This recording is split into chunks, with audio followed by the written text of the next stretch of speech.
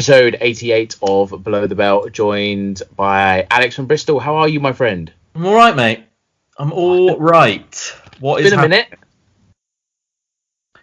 You what? It's been a minute. Yeah, I know. It's life. Shit getting in the way of me doing what I want to do. It's getting on my tits. But c'est la vie. Never buy a house. Never break up with a spouse. Never buy stuff you can't afford is the moral of the game. So I should stop sending you messages saying buy things in capital letters then? Yeah, I stop that. Yeah, the difference is when you used to do that is when I had money and I would just do it. When you haven't got money, it's easy just to ignore it. That's but fair. You know, I'm used to a certain way of life. This kind of scrimping and scraping bollocks is not for me. So I'll have to start an OnlyFans or something. Yeah, one final big job, secure a core van. Exactly. Yeah, something like that. So what some people might think is one final big job is Joe-Joyce going up against Daniel Dubois this weekend. Are you excited about it, Al? I am, yeah. It's kind of snuck up on me a little bit because it just feels like it's been around forever. So when was it meant to happen? Last April? April, we had tickets, didn't we? Yeah. So it's kind of snuck up a little bit. But yeah, I'm genuinely looking forward to it. It's like... It's one of those fights that you don't really bother with what's on the undercard because this is the most intriguing one of the lot. So, as it should be. I think it's one of those, isn't it? It kind of reminds me of the old Anthony Crolla cards where they would, the undercard, they kind of scrimp and save on the undercard because they want to make sure that the main event gets paid. And it kind of feels like one of those. And it's kind of old fashioned in a way because it's for the British, Commonwealth, and European titles. It's kind of flat. It kind of goes back to Henry Cooper days where the big fights were for those three belts all the time. It's a lot of belts.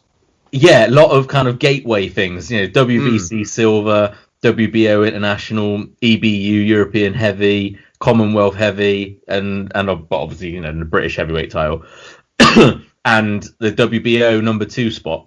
So it's there's a lot of kind of gateway stuff on there. You know, how many gates do you need? Just walk through one. It's fine. I am excited, but I'm not having you compare anything to the GOAT Anthony Crolla. So Anthony Crolla boxing a paper bag is bigger than anything. Not anything. It's bigger than 80% of things in my life. Right. So I'm genuinely looking forward to it. Look, 15-0, 11-0. Very, very little amateur experience compared to a wealth of amateur experience. One massive power against massive engine. It's that classic meet, and it's credit to them that they both. This was called by the board, and they both said at the time, I want to do it. And I think it's quite common knowledge that Frank Warren, ideally didn't want to do this. He didn't want to do Dubois Gorman at the time, for business reasons and also perhaps marinating things, but they've both gone, yep, this is what it is. And this isn't one of those fights that's been forced to happen or has gone, we'll just do it because of the situation that's going on with COVID. This was done and dusted before this even happened. So they both deserve a huge amount of credit. Absolutely. I think do you think there's a case of Joe-Joyce is 35 and he's got to get a wiggle on kind of thing? Yeah, to an extent. I mean, it's a tricky one really because if we're honest, they both seem like absolutely lovely chaps, right? But neither of them are going to set the world alight when it comes to the microphone or press conferences.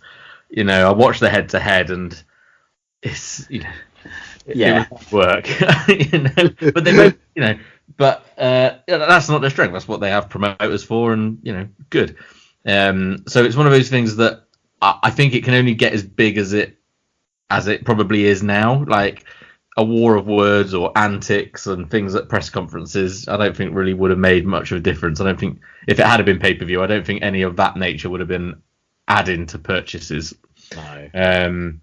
But yeah, probably Joe-Joyce has got to get going if he genuinely believes that this is of where he wants to get to. Daniel Dubois 22, he can always come again, but they seem very confident, Joe-Joyce's team. Kind of a relaxed confidence as well, which maybe that's coming from what's his name? What's his manager's name? Sam Jones. Sam Jones, sorry, yeah. Joe Joyce seems a little bit more, well, it's a 50-50, and I believe I've got the tools to beat him type stuff, which is not usually what you'd hear a 35-year-old say about a 22-year-old. Usually it'd be like, look, he's not in my league, or, he's got some growing up to do, he's got some experience to get first. But you don't really seem to be hearing that, which is interesting. It is interesting. And, yeah, I'll be honest, when Joe Joyce starts talking, I change the channel, because it's not that I don't like him, and it's not that he reminds me of Fraser Clark. It's just that. Do we know that story? Can you tell the story? I think you've told that story on this podcast before. But we can tell it. We'll tell it again, because I imagine we've got some new listeners. New listeners over from Boxing Social. Congratulations, by the way, on hitting a fantastic number of subscribers. Man. Boxing. Yeah, 100,000 they're up to now, isn't it? Mental, man. I like to think that we tipped them over the edge. I like to think that we were the ones that just got them over the line, Yeah. That's what we said when we sat down and talked about it. We said, look, listen, lads, you need 7 more subscribers to get to 100,000. Yeah. We can deliver that for you. Yeah. We can get you 80% of that at least. Anyway. Fraser Clark, let's tell the story. It's great, right? So Cal and I went to a Coley Chamberlain. Yes. And went ringside and we're doing some interviews. So we had a good night, actually. Yeah, we did. We spoke with Big Nasty. We had Eddie Hearn, Adam Smith. We did a bit with Tony Bellew and Dave Caldwell. Cal Yafai and Charlie Edwards separately, and then we were kind of during the middle of us talking is when they started their big argument that the man and his world and the world filmed at the time. And then we had Chris Eubank Jr. And anyway, so Cal goes, there's Joe Joyce. I was like, where? And he was like, over there. I was like, I can't see him. I'm gonna go get Joe Joyce. I was like, yeah, all right, if you want to, go for it, yeah. And I watch him walk over there, right? And I can't hear what's saying. And suddenly I just see Cal take like a half step back and almost crumple to the floor, right?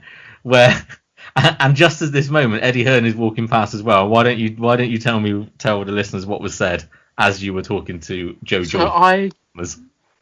They look alike a lot. And this was, a Coley Chamberlain. Joe Joyce wasn't as well known as he is now. He'd obviously done the Olympics and that, but I thought he was Joe Joyce. It was dark in there, to be fair.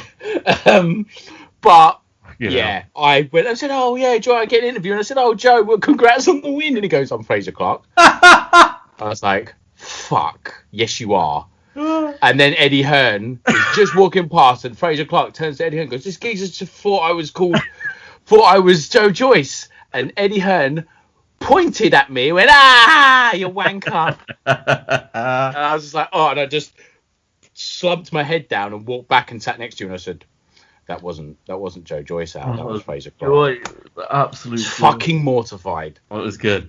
I can't remember what we were saying now, but I think we were just talking about Joe Joyce really, and kind of where he's at. And one thing I did notice is he calls it a 50-50 fight, and I think when it was first announced or when it was first being spoken about, it was a 50-50 fight. But you look at the betting odds. And Daniel Dubois is a 4-1 favourite, 4-1 on, and Joe Joyce is 3-1. Do you think? I think from Joyce's team, I think they're looking at opposition, right? And this rightly or wrongly, but I think they're looking at opposition and thinking, well, Stavern, Ustinov, Jennings, these are all people that Michael, what was the other one? Michael Wallace. Yeah, they had him. They had Brian Jennings, like you said, Ustinov, Stavern. They had Lenroy Thomas, who was Commonwealth champion in his fourth fight. Yeah. They had Michael Walich, who wasn't up to much, but I think that's valid. I think that's a valid point, because you look at Daniel Dubois' record, and the best name by some distance is probably Nathan Gorman. Would you say? And then you've got Kevin Johnson as well. Yeah, I mean, it's weird, really, because. Joe Joyce has that amateur pedigree, so he kind of had to go into these types of fights. Stavern, Ustinov, Jennings, and even people like Joe Hanks, and things like that. And he was 30 when he turned over. It wasn't like he was 25 and he had... Yeah, and so Dubois, and you're not going to expect a 19, 20, 21-year-old Dubois to be going in against people like that. So going in against people like Kevin Johnson is part of the experience of taking those steps as you go along. I think they're thinking that this is maybe one fight too soon for Dubois. I don't think this, but I think this might be their thinking in terms of confidence. I think they think, what he could have done with a Bryant Jennings before fighting us. Yeah. So it really is intriguing because, it's very different records, but justifiably so. This isn't someone coming into it going, wow, who have you fought really? Just had a bit of luck. You're entertaining. That's why you've got this fight. It's not. It's purely down to age and where they've started the professional game rather than where they're going to finish it. Yeah, I think you're right, and I think Frank Warren's obviously got a slice of Joe Joyce, and he's thinking, I've got to put him in with someone good soon. And I've got to get some money out of him because this is before he's got Sam Jones, and I think Sam Jones is absolutely the best thing to happen to Joe Joyce because he's fucking irritating. He's proper irritating, and it's great. And I found myself getting annoyed watching him going, "You've never." He said to Daniel Dubois, "You've never had a real fight in your life." And I'm thinking, you're a fucking manager, like you can't say that. But I found myself getting annoyed by it, and. Yeah, for Joe Joyce, it's like the best thing to ever happen to him. But I think, promotionally, you've got to, Frank Warren's got to look at it and think, I need to get something out of Joe Joyce before he loses a fight he's not supposed to, know. And Dubois, he's looking at Dubois being the future. He's done WBO number 2. He's 23 years old. He's looking better every fight. He's probably thinking that I've got to get something out of Joe Joyce at some point. He's 35 now. And heavyweights tend to peak later than the guys at the smaller weights, but still 35. He's not a young man anymore in boxing terms. And he's Frank Warren's thinking, let's just do it now. Let's do it now while it's hot. While boxing's hot. I don't know. I think you're right. I think I think it made too much sense to not do. I don't think they probably would have wanted to. I think they probably could have they probably wanted to wait it out a little bit. But it made too much sense not to do it because who's Dubois gonna fight? He would have ended up fighting someone like I don't know, maybe it probably could have been ended like a Hellenius or maybe even like a Charles Martin or something like that. Whereas and Joyce, there was talk about Hrgovic, wasn't it, before all this for Joyce? And who gives a fuck about Filip Hrgovic? It makes too much sense to not do, and it's great, and it's not on pay-per-view. Which is great. So eat, drink, and knock the fuck out of each other. Yeah, it's a shame we can't be there. I think it would have been great with a crowd. It's one of those. There's something about domestic fights. They just gets the we all love a world title fight, and we've been up and seen Usyk and seen all these brilliant world class fighters. But there's something about a domestic fight at the top of the kind of the division. For the winner, Al, where would you kind of put them in the rankings in terms of like, are they top 10? Are they top 5? Like in the heavyweight rankings, where would you kind of put them? I wouldn't put them in the top 5. I think if Dubois wins, maybe between top 10 and top 15, because you look at really roughly who's going to be in and around that sort of area. You're talking Joseph Parker, Luis Ortiz, Oscar Rivas, around there. So probably just behind those guys. Maybe one more fight and he's up and around there. Whereas with Joe Joyce, he has got those names of Jennings and people like that. So I don't know. Yeah, I still don't think it puts. They probably are in the minds in terms of people that you want to watch in the top 10.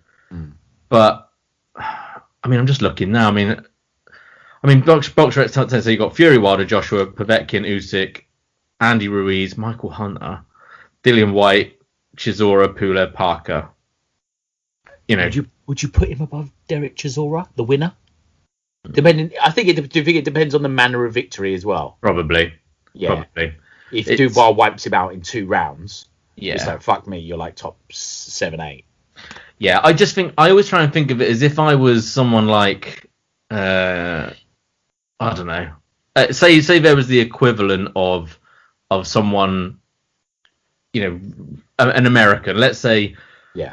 Let's say someone who's a prospect, but was a complete, an Anthony Joshua version, but in America. Yeah. Would they look over at Britain and say, do you know what? Yeah, Dubois or Joe Joyce would be a draw. I look at it in that sense as well, rather than necessarily just who they've beaten. And Dubois probably would be. I'm not sure Joe Joyce would be. So I don't know. It's interesting. I think, but look, in terms of British wise, whoever wins this fight is then definitely bang in the mix in terms of the British ones. Probably goes above Chisora.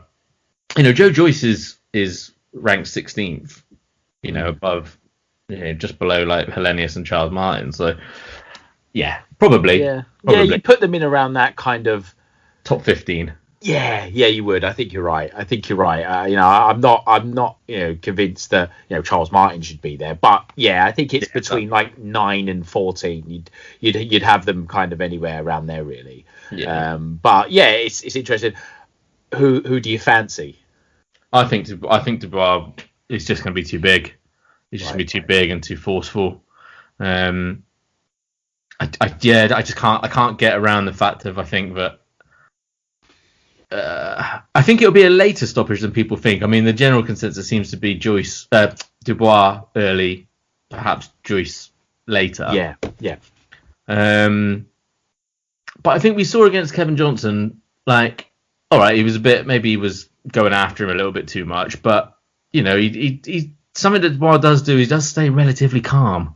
He's going to get hit back obviously this time, but I just think he'll be too big and too powerful. And I think if he can impose that quickly, I think it's going to be very much down to who starts the fight the better, and then go from there. But yeah, Dubois for me, and I think Dubois in 7. Okay. So it's middle rounds then. Okay. Yeah. I've got a feeling that Dubois is going to get him out of there early. I think he might get him out of there in 3 rounds. I think like you said that the noises coming from Joyce aren't really strong, talking about 50-50 fights and stuff like that. It's like I'd expect it, like you said, expect a bit more confidence. He's 35, he's not boxed for a long time, and his hands and his feet, it's like he's punching through mud, Joyce. He's very slow, and Dubois is not lightning quick, but he's quicker than Joyce. But do you not think he'll have the savvy to be able to, if they do think that, look, we've got far more of a chance in the second half of the fight, do you not think he'd be savvy enough to at least draw it out? He might not be winning them possible the fight, and he might be not hanging on, but do you know what I mean? Like, you're not really offering in much in terms of offensiveness, but able to drag it out to 4, 5, 6, 7 maybe. Yeah, I think it's very possible. I think what you're saying, middle rounds is probably the more likely thing. It's just a feeling, really. Yeah. Plus, Ian John Lewis is the referee. Is he really? Yes, and he loves a quick stoppage. And I could see. How can you have Ian John Lewis as a referee in a heavyweight fight like this? Between 2 punches, and I think if Joyce gets hurt, I could see Ian John Lewis just jumping straight in there, and that's it. And that's what swung it for me. I saw he was the referee, and I was like, because the bloke either stops it too early or too late, and he's just dangerous. You know how I feel about Ian John Lewis. I'm dangerous. So surprised at that, because I know he had a lot of, there's no doubting that he's obviously a very experienced referee, but he had a lot of stick, a couple last times out, and for a big fight like this, I don't know, just surprises me a little bit. Well, let's hope not. Let's hope that we don't talk about him in any way, shape, or form. So. No. Let's hope he's not really involved, really, and that they're just left to kind of get on with it, really. But you were right in saying that it's on free box office, which I think is obviously great. And what seems to be paying for it is Mike Tyson against Roy Jones Jr. on pay-per-view over in California. Some of the rules came out yesterday, so it's 8 rounds, 2 minutes a round, no judges. If anybody gets cut, the fight is stopped. Nobody's allowed to get knocked out. I don't understand how you can have nobody's allowed to get knocked out. I mean, it's an exhibition. Yeah, I know, but like one little, could be Yeah. You know, I don't believe for 1 minute that someone as should we say volatile Yeah. as Mike Tyson is necessarily pulling some punches if it isn't perhaps going his way. You know, I don't know. I just made me think, oh, not allowed. Like if someone gets knocked out, like no, Scrat, you didn't see that. Put the curtain over. It's I know what you mean though. Yeah, I mean, it's a waste of time. No cuts. So if somebody gets cut, the fight is over. It's an exhibition fight, but they're both going to get paid $10 million for it. Well, that's all right. Good luck to them. Fair play to them. Yeah, fair play to them. Absolutely. Is that the sort of thing you would stay up and watch? Are you interested in watching it at all? Absolutely not. I have no interest in it whatsoever. No.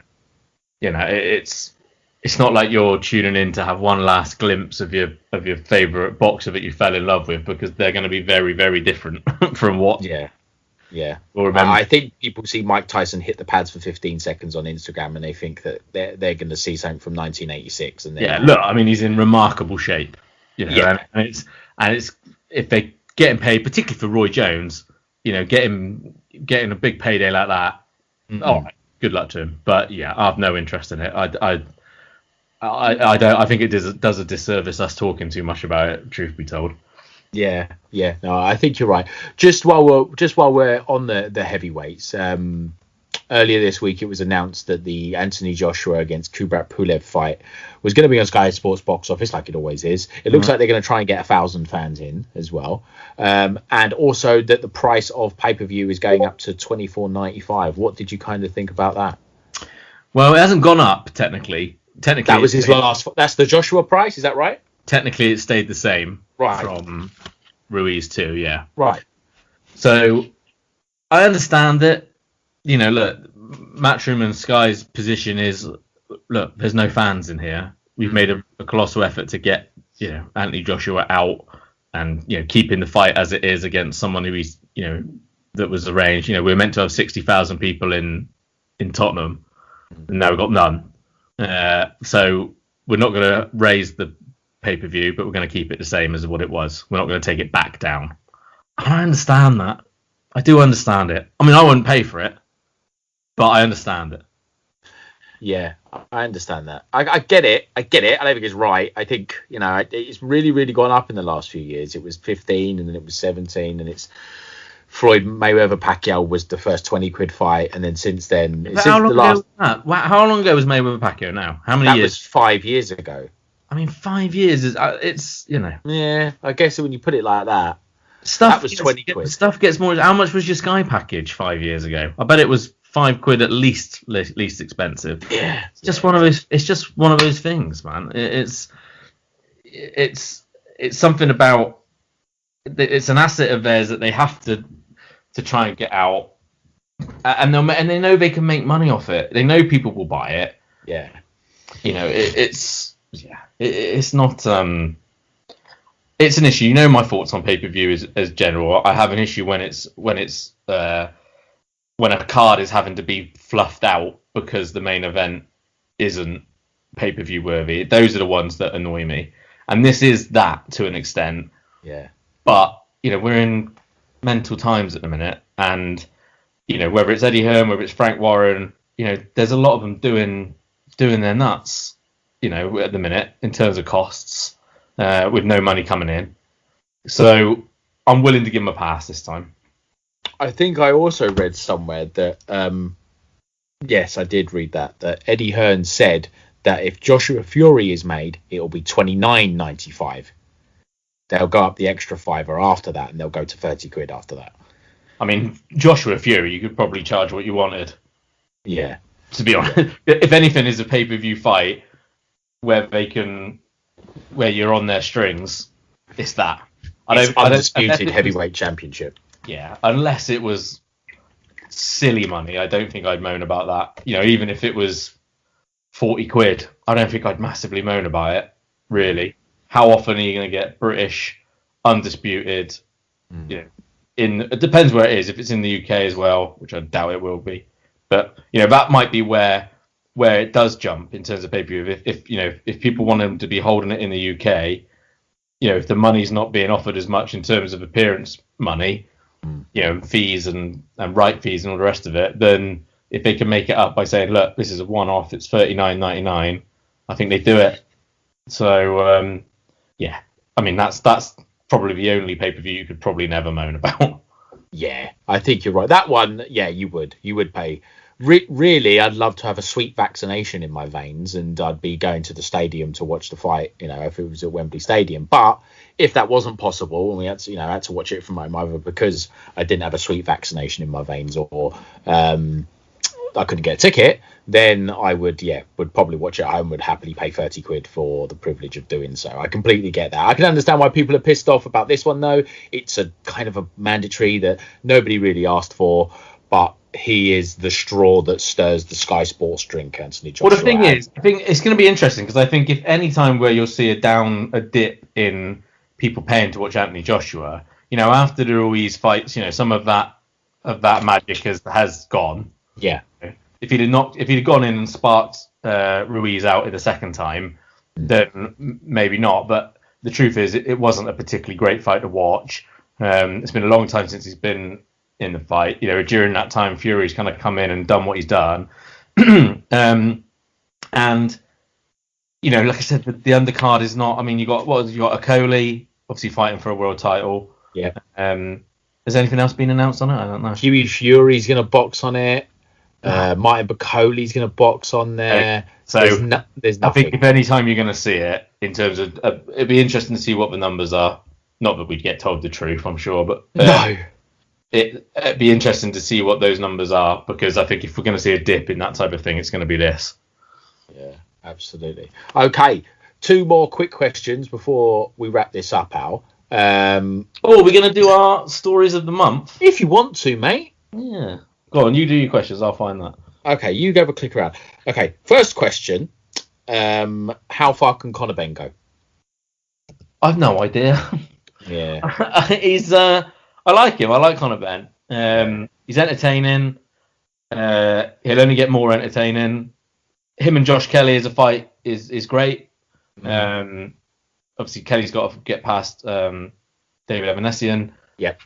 But, yeah, I mean, at welter, I mean, really, you look at welter. If we're talking in Britain for a start, right? Yeah. So you've got people like Kell Brook, who that's the end of him now. Yeah. And then you've got obviously Amir Khan, who's nowhere to be seen, and then really in England it's pretty much is Josh Kelly, Conor Benn, maybe Chris Jenkins. Yeah. We know that Chris Jenkins has been offered that fight numerous times, and it's kind of the whole Matchroom Queensbury thing just doesn't seem to have been getting over the line. Yeah. Yeah, I mean, in terms of Britain, really, once he beats Josh Kelly, then, or if he can beat Josh Kelly, sorry, then we'll see what he can do on a world stage. I mean, I don't think he'll really. To be fair, if he's beating Josh Kelly, I don't think he'd probably really need to bother with Commonwealths and Europeans and all that type of stuff. But yeah, I mean, if he can, so Josh Kelly fights in January, doesn't he, against Evanesian? Yeah. So we're looking kind of April, May at the earliest. If he could fight someone in between there, so maybe a Chris Jenkins or a, I don't know, but I mean, who else is well in Britain? So you got Johnny Garton. I think Johnny Garton retired after he lost Paddy Gallagher. Yeah. So, possibly. Yeah, I mean, you can have one of those things that probably won't do a huge amount for him. If you can get the Chris Jenkins fight, then great. What about that Michael? What's his name? Michael McKinson. Yeah, he's pretty good actually. Yeah, he's pretty decent. Well, isn't he? He's with MTK, isn't he? Yeah. That you might be able to do that. I saw him box on one of the MTK YouTube shows, and he's actually pretty decent. That's a good shout, actually. And you're right, Kell Brook and Amir Khan are finished. Like you said, you've got Josh Kelly, Conor Benn, Michael McKinson, and then Chris Jenkins. Maybe the board will mandate Chris Jenkins against Conor Benn. Maybe they'll call it and say, look, and then they did. I thought that's what happened. Well, usually when they get called, they usually either someone has to vacate or they've got or they make it. So maybe they can make that early next year. I don't know. I mean, I like him. Look, he's got the name. He's entertaining. He can talk. He's a good-looking lad. Beard's looking great. Beard's looking all right, isn't it? Yeah, I know. I'm impressed. Yeah, I mean, I think he'll do it right. I mean, he's so young to say that it's easy just to say, yeah, I think he can win a world title, but it will depend. Really, age is on his side. He's got a long time to do it. So, yeah, he could probably, time. Yeah, he's perfectly capable if he keeps improving and the right fights get made at the right time to win a world title, which is something you could say about almost every fighter. Yeah, it's about, like you said, it's about timing. It's about getting the right fight at the right time. A vacant title, an interim title that gets upgraded to a world title. He could do something like that. Yep. And then you've got, Danny Garcia's getting on a bit. Furman's not the fighter he was. Pacquiao's going to jack at some point. He's going to start fighting Conor McGregor's and all that sort of thing soon. So while the welterweight division has always been quite strong, especially stateside, there could be in a couple of years some windows to start to open up for him because again, Terence Crawford's 33. So yeah, I think there's going to be opportunities for Conor Benn. Maybe not right now, but maybe in 2 or 3 years' time. It was Froch Grove 7 years ago. Yeah, do you know what? It's I'm looking at my Froch Groves poster right now. Yeah.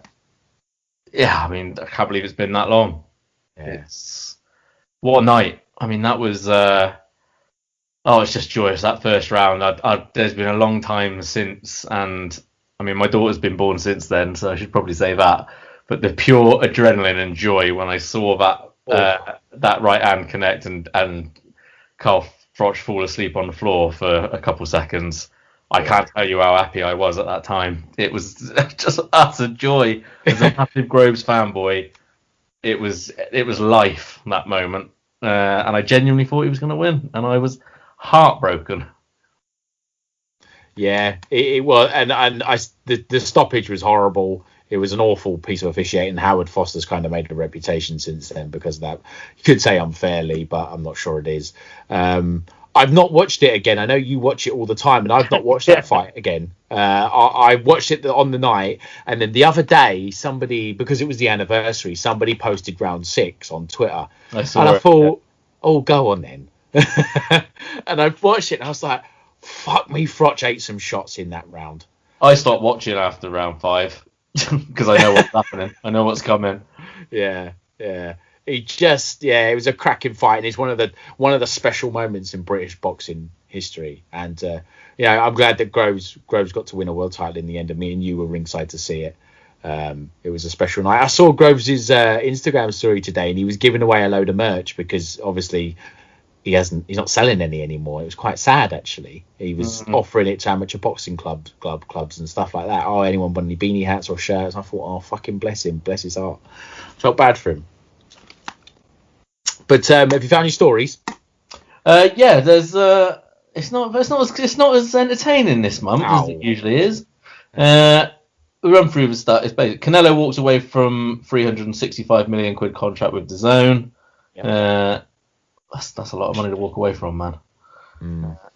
It's. I wonder how they've got that figure. Hold on.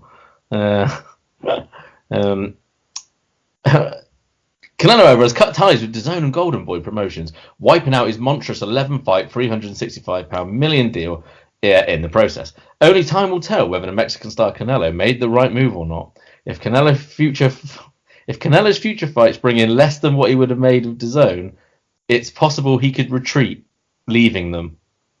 Retreat? I mean regret. Oh. Oh. Boxing. Oh, this site is just a joy. I'm not gonna go any more into that because that's just embarrassing. Yeah. If Canelo's future fights bring in less than what he would have made with DAZN, it's possible he could retreat, leaving them. Oh my god! Joy, good stuff. Oh, that's so good. Yeah, the rest of it's all pretty straight. Callum Smith says Canelo Alvarez is too small to win. What do you think about that? Well, we spoke. We did a little podcast. And we chatted about it the other day. I'm interested in what you think about that fight. Really, if you give Callum Smith, I'll give him a chance. I think he's probably, the best kind of. I think he's probably him. Yeah, outside of like Beterbiev or Bivol, I think he's the best opponent for Canelo right now. I think his inactivity is going to be the big problem here for Smith. So. It's been a long time, really. You look at Smith's record. he went in against let's be quite frank, a half-fit George Groves.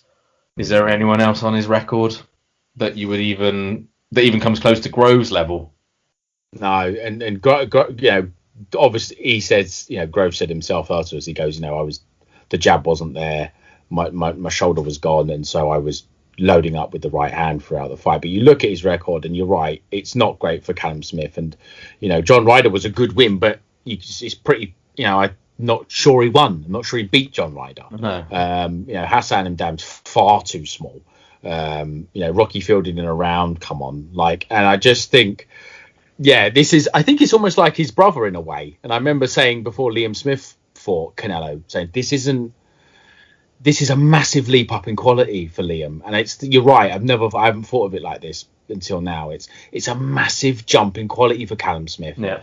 To go from fighting, Eric Skoglund and Nicky Holzgen to Canelo Alvarez, the best boxer in the world. It's tough. And it's a question of what deserves more weight. In terms of your opinion, and people saying that the best Canelo is at 160, and then there's a big change when you're at 168 compared to Smith fighting a half-fit George Groves as the best opponent he's faced, and then jump into Canelo is far more of a disadvantage than having to go up 8 pounds. And we haven't even talked about in terms of just how good Canelo is in general. Yeah. So I think it'll be a pretty straightforward night, to be honest, for Canelo. Yeah. We all kind of felt on the last pod that it's a 116, 112 Canelo kind of night. Yeah. Pretty comfortable. There's not really much else on there. Casemiro against Rigondeaux in the works for March or April.